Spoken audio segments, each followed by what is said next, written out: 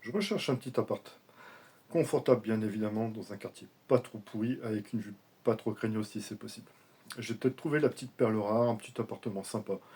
Il sera peut-être pas pratique tous les jours, les toilettes sont sur le palier, mais bon, ça on va s'y faire. Heureusement pour moi, le prix était pas trop élevé. La locataire précédente s'étant suicidée, ça fait baisser le prix. Cool. Retour aujourd'hui sur Le Locataire, film de Roman Polanski. Difficile avec lui de faire l'impasse sur le procès pour viol sur mineur qui se déroulera plus ou moins après la sortie de ce film, affaire pour laquelle il sera condamné, j'y reviendrai plus tard.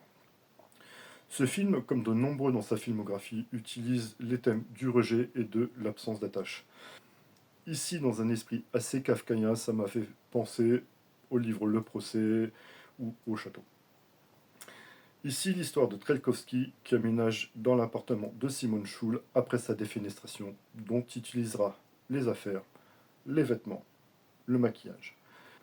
Il découvrira une dent au fond d'une cavité. Il verra d'étranges personnages immobiles au travers d'une fenêtre qui se révéleront être peut-être des hiéroglyphes. Une situation de plus en plus inextricable pour lui, sans doute sans issue. Film d'une maîtrise formelle totale au niveau des cadrages, au niveau du découpage. On est vraiment dans un univers de plus en plus angoissant, avec une vraie progression. C'est vraiment magnifique. Utilisant uniquement des espaces clos, comme évidemment autant d'enfermement psychique. Film forcément aux fortes symboliques psychanalytiques, dense, mais film toujours lisible grâce à la maîtrise formelle absolue.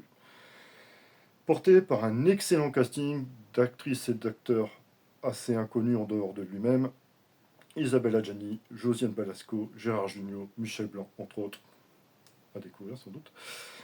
Au final, ce film est un véritable chef-d'œuvre, un vrai bijou au niveau de l'univers anxiogène. Alors oui, la justice a été totalement bafouée. Oui, il aurait dû aller en prison vu qu'il a été condamné. On va malheureusement pas découvrir avec Roman Polanski que les droits des femmes sont très largement bafoués. Il était sans doute beaucoup trop tôt pour lancer un MeToo à cette époque-là. Espérons que les choses évoluent maintenant dans le bon sens. N'hésitez pas à réagir, commenter, liker, partager. C'était Mark Shift pour la pellicule brûle. À bientôt.